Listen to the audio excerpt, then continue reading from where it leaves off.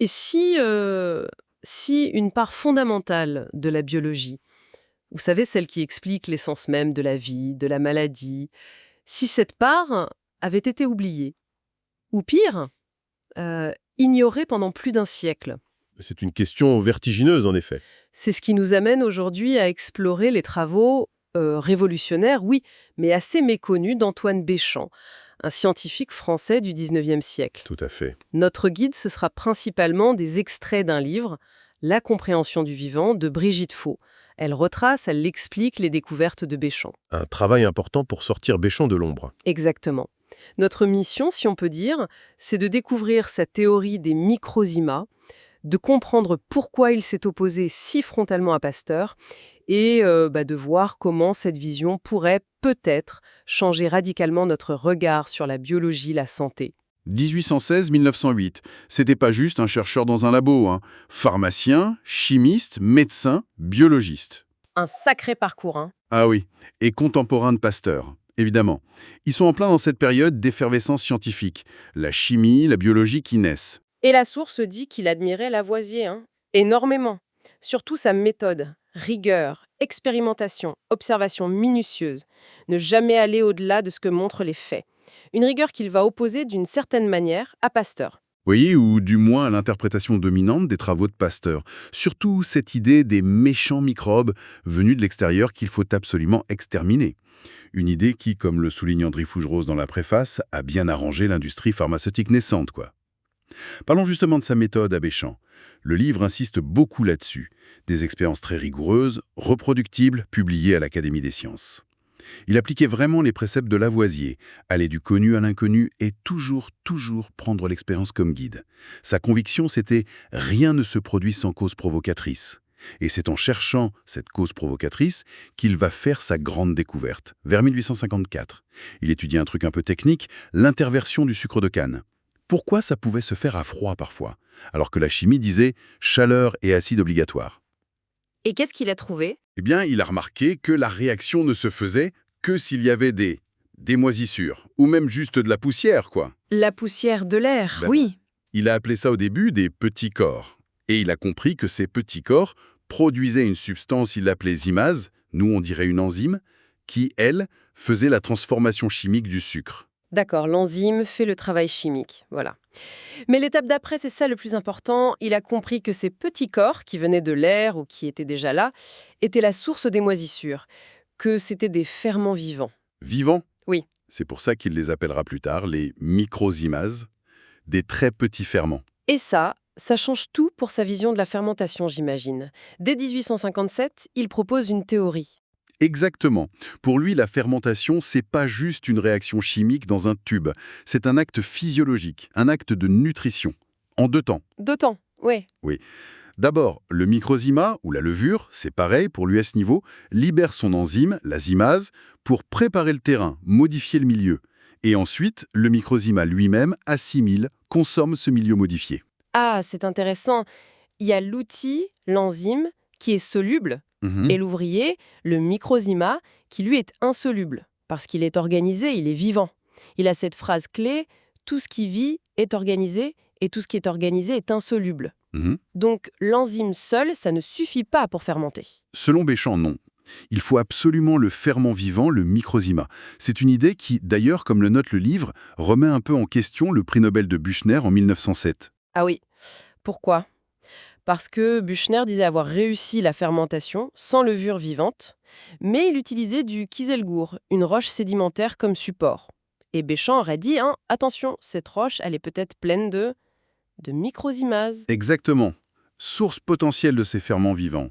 Cette question des ferments, ça nous mène tout droit au grand débat de l'époque, la génération spontanée. D'où viennent les microbes? Alors là, Pasteur et Béchamp étaient d'accord sur un point. Pas de génération magique, sortie de nulle part. Au début, ils pensaient tous les deux que les germes venaient de l'air, la fameuse panspermie atmosphérique. Et Béchamp a commencé à douter, oui, vers 1863. Il se demandait, est-ce que c'est vraiment juste le hasard des germes de l'air qui explique, par exemple, que la fermentation du vin soit si constante? N'y aurait-il pas une source interne aux organismes? Et il a fait des expériences pour vérifier ça. Il en a fait énormément, en protégeant ses échantillons de l'air, après les avoir chauffés pour tuer les germes externes supposés. Et là, les résultats ils sont frappants. C'est-à-dire?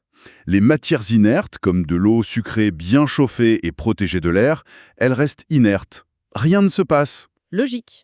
Mais les matières issues du vivant, le lait, le sang, la viande, même chauffées, peut-être pas assez fort ou longtemps au début, mais quand même, et mises à l'abri de l'air, elles finissent toujours par s'altérer. Des bactéries apparaissent. Malgré l'absence de contamination par l'air. C'est ça. Et là, c'est le point de rupture avec Pasteur. D'après ce que rapporte le livre, Pasteur a plutôt écarté les expériences qui ne collaient pas avec sa théorie.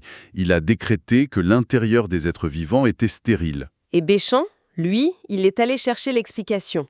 Pour lui, c'était clair. Ces bactéries qui apparaissaient venaient de l'intérieur même de l'échantillon. Sa conclusion, c'était quoi alors? Que la putréfaction, l'altération spontanée des matières organiques, c'est simplement une fermentation due aux microzymas propres à cet organisme. Ah, d'accord. Et si on chauffe vraiment fort et longtemps, on finit par détruire ces microzymas internes. Et là, effectivement, plus d'altération. Donc pour Béchamp, l'idée d'une stérilité absolue à l'intérieur du vivant, c'est faux. Mais alors ces fameux microzymas, il les a vus? À quoi ils ressemblent? Oui, il les décrit très précisément. De toutes petites sphères, moins d'1 millième de millimètre, avec un centre brillant et un mouvement particulier, une sorte de trépidation sur place. Et on les trouve où? Absolument partout dans les organismes vivants, selon lui.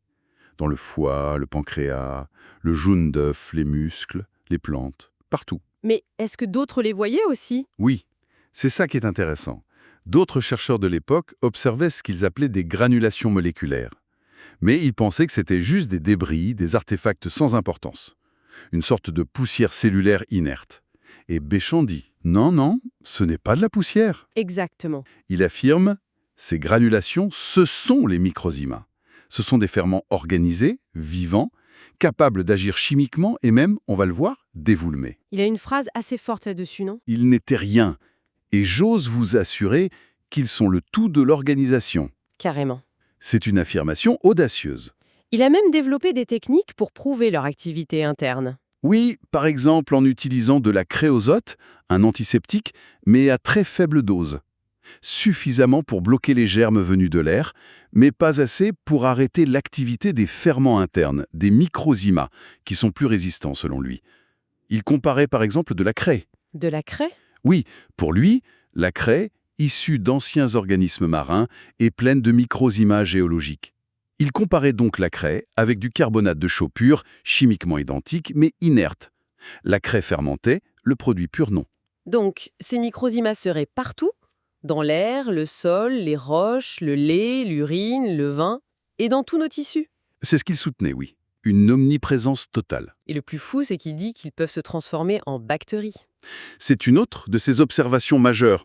L'exemple le plus frappant cité dans le livre, c'est celui d'une plante qui a gelé en partie.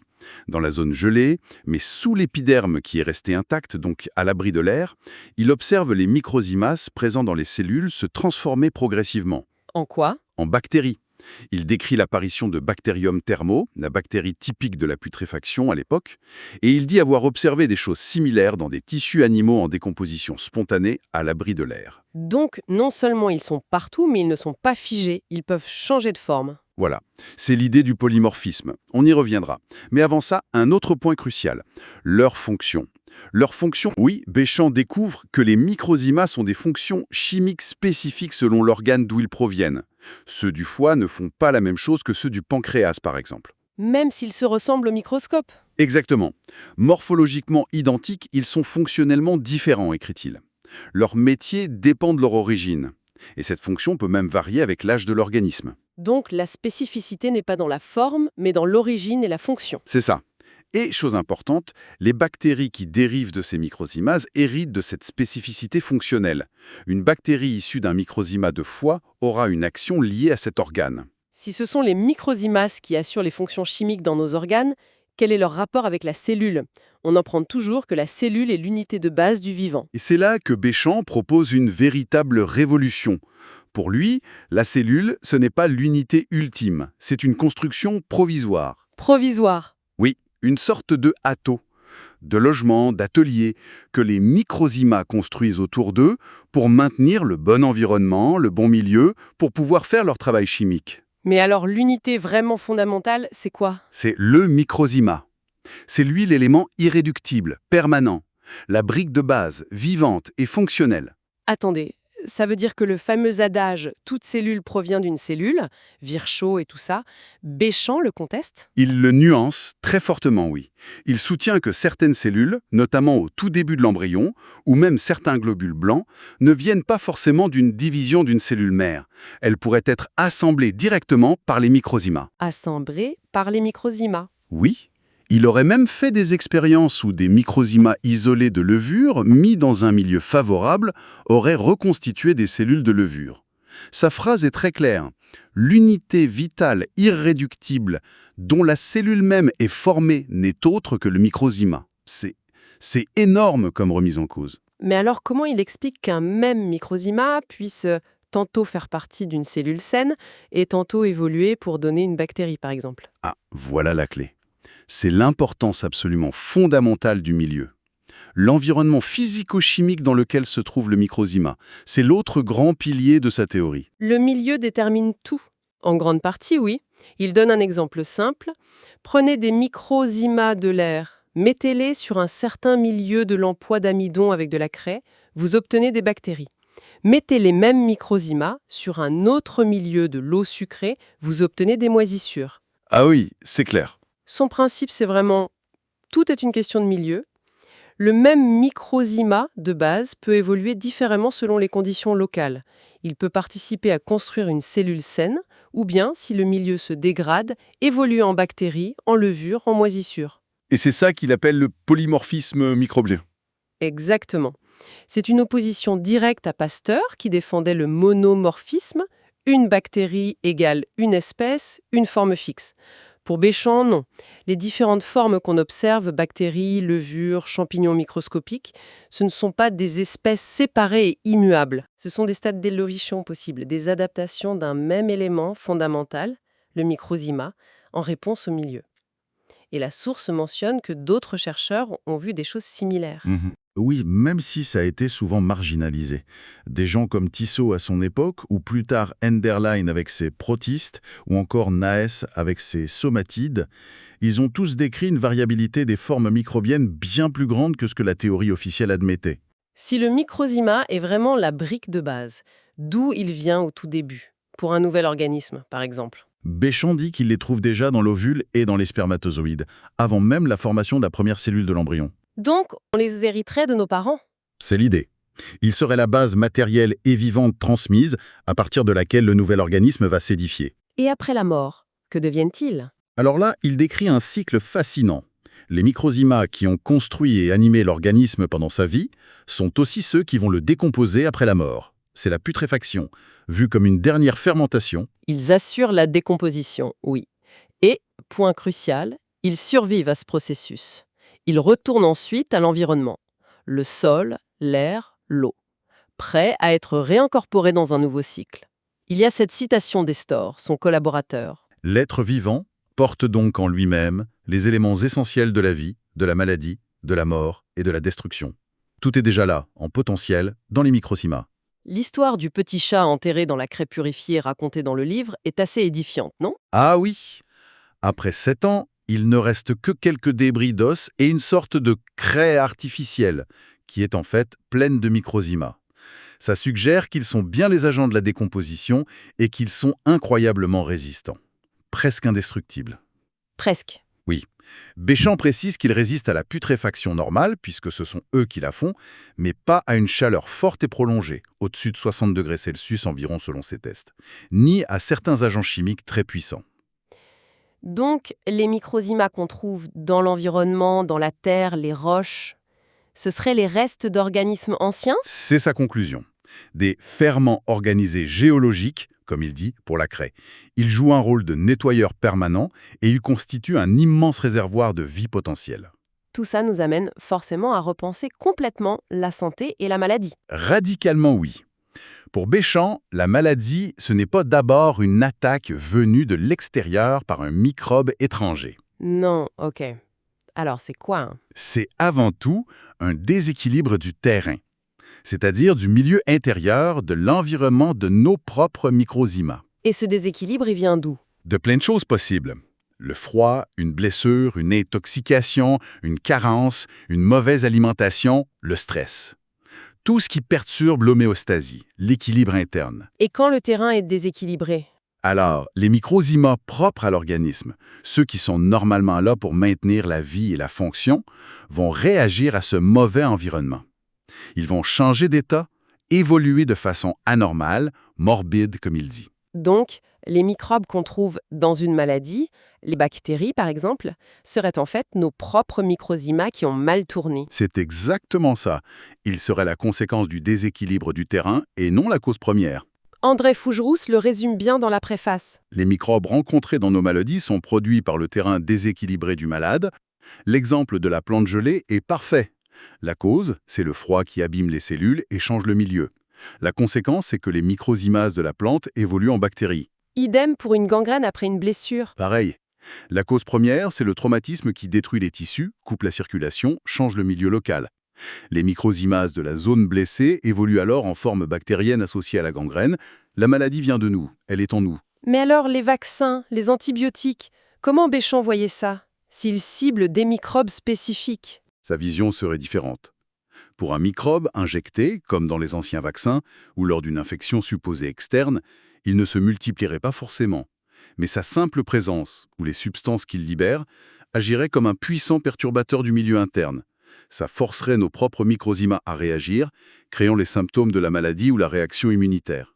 Et les antibiotiques? Il pourrait effectivement tuer la forme bactérienne visible, qui est un symptôme. Mais s'il ne corrige pas le déséquilibre du terrain qui a permis à cette forme d'apparaître, le problème risque de revenir. Voire il pourrait aggraver le déséquilibre du terrain humain. Il notait aussi quelque chose d'intéressant. Un microzyma qui était devenu morbide dans un organisme malade perdait très vite cet état pathogène une fois sorti de cet organisme, parce que le milieu changeait à nouveau. Il parlait aussi d'impénétrabilité plutôt que de stérilité interne. Oui, c'est une nuance importante. Pour lui, nos tissus internes ne sont pas stériles au sens de vide de toute vie microzymienne. Ils en sont pleins. Mais ils sont naturellement impénétrables aux formes microbiennes étrangères, bactéries, levures de l'extérieur, tant que nos barrières, peau, muqueuses sont saines et que notre terrain est équilibré. Donc une infection urinaire par exemple. Serait plus probablement dû, dans sa vision, à une évolution anormale des microzymas déjà présents dans les voies urinaires, suite à un déséquilibre local, inflammation, mauvaise élimination, plutôt qu'à une bactérie qui aurait réussi à remonter de l'extérieur contre vents et marées. Ok, si on essaye de résumer la grande image de Béchamp, les microbes qu'on voit sont des formes évoluées de nos ferments internes, les microzymas, c'est ça. Leur forme dépend entièrement du milieu, c'est le polymorphisme. Exact. Ces microzymas sont à la fois les bâtisseurs du vivant et ses déconstructeurs après la mort. Le cycle complet. Et la clé de la santé, c'est l'équilibre du terrain, du milieu intérieur. Absolument. C'est le message central. Sa phrase « Rien n'est la proie de la mort, tout est la proie de la vie ». La vie comme un dynamisme constant, un mouvement vibratoire porté par les microzymas. C'est une vision très organique, très dynamique du vivant. Et quand on regarde la science d'aujourd'hui, force est de constater qu'elle est encore très marquée par les idées pasteuriennes, non? Oui, cette idée que les microbes sont surtout des ennemis extérieurs, que l'intérieur doit être stérile, que les espèces microbiennes sont fixes. Des postulats que Béchamp contestait déjà au XIXe siècle. Expérience à l'appui d'après la source. Et ces postulats ont vraiment façonné toute notre approche médicale moderne. Et c'est là que ça devient fascinant. La source suggère que la science actuelle est peut-être en train de redécouvrir les microzymas sans le savoir, sous d'autres noms. C'est une piste très intéressante. On parle aujourd'hui de nanobèbes ou de nanobactéries, des structures minuscules trouvées partout, y compris dans des roches très anciennes ou dans le sang humain. Leur nature exacte, vivante ou pas, est encore débattue. Mais leur taille, leur omniprésence, ça rappelle étrangement les descriptions de Béchamp. Et il y a aussi les exosomes. Oui, les exosomes, ou plus largement les vésicules extracellulaires. Ce sont des sortes de nanobulles que nos cellules libèrent pour communiquer entre elles, pour transporter des molécules, de l'ARN. Leur description, leur rôle dans l'équilibre tissulaire, l'immunité, Ça ressemble énormément à ce que Béchamp décrivait of des microzymas s'échappant des cellules ou agissant dans le milieu intercellulaire. Certains chercheurs ont même du mal à distinguer clairement un exosome d'un virus, apparemment. Effectivement, la frontière semble parfois ténue, basée surtout sur l'idée préconçue que le virus est forcément un intrus externe pathogène, alors que l'exosome est normal et vient de nous. Béchamp nous pousserait à questionner cette distinction. Et même les spores bactériennes. Oui, on les voit classiquement comme une forme de dormance de la bactérie pour résister aux conditions difficiles. Mais dans la vision de Béchamp, ça pourrait aussi être le retour de la forme bactérienne, qui est déjà une évolution, à l'état plus fondamental, plus résistant du microzyma. Le problème, comme le souligne le livre, c'est qu'on interprète tout ça à travers le prisme pasteurien. On cherche par exemple à stériliser les aliments pour éliminer les spores. Sans se demander si ces spores ou microzymas pourraient avoir un rôle utile, voire essentiel. Voilà. On ne voit que le risque potentiel de développement bactérien, pas le rôle fondamental de ces éléments dans le vivant lui-même, peut-être même pour notre microbiote. Ces nouvelles découvertes, nano, exosomes, créent quand même des tensions avec les anciens dogmes, non? Clairement, on découvre qu'on a un microbiome interne très riche, mais on a du mal à expliquer d'où il vient sans dire qu'on a été contaminé un jour. On établit des liens de causalité entre un microbe et une maladie, mais parfois le microbe est là chez des gens sains ou absent chez des malades. Ça coince un peu. Ça invite à au moins réexaminer les hypothèses de départ. Béchamp allait jusqu'à remettre en cause la place centrale de l'ADN. Il suggérait, bien avant qu'on connaisse l'ADN, que c'étaient les microzymas qui produisaient les substances chimiques complexes de la cellule. Transposé aujourd'hui, ça pourrait vouloir dire que le microzyma est en amont de l'ADN, qu'il l'organise ou le produit. D'ailleurs, des recherches citées dans le livre sur les nanobes auraient trouvé de l'ADN, parfois avec des séquences très variées, virales, bactériennes, fongiques. Comme si ces nanomicrozymas étaient des réservoirs de potentiel génétique. Peut-être, ça ouvre des questions vertigineuses, et ça pourrait remettre en cause d'autres dogmes.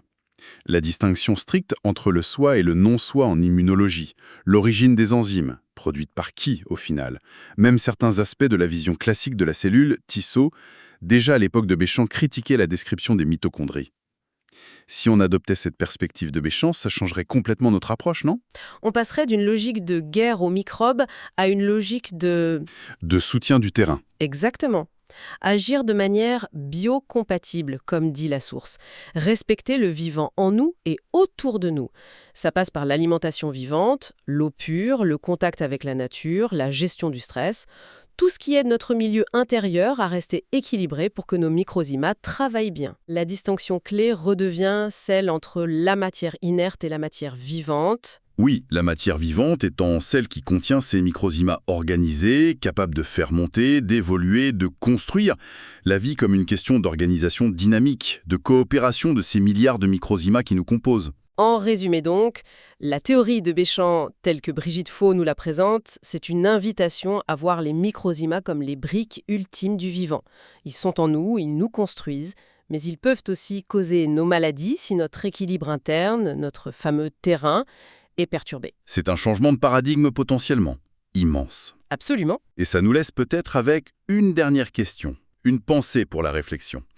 Si cette vision de Béchamp, cette idée du microzyma comme unité vivante fondamentale qui s'adapte constamment au milieu et qui est même à la racine de la maladie quand le terrain flanche, si cette vision détienne ne serait-ce qu'une part de vérité, qu'est-ce que ça implique pour nos approches médicales actuelles ? Qui sont aussi souvent focalisés sur les pathogènes externes ou sur le déterminisme génétique. Exactement. Comment pourrait-on alors se réorienter ? Passer d'une logique d'attaque à une logique de soutien de cet environnement intérieur, de ce terrain. Le considérer comme la voie première, la voie royale, vers la santé et la résilience. Une question profonde en effet, pour conclure cette plongée dans les idées aussi fascinantes que controversées d'Antoine Béchamp.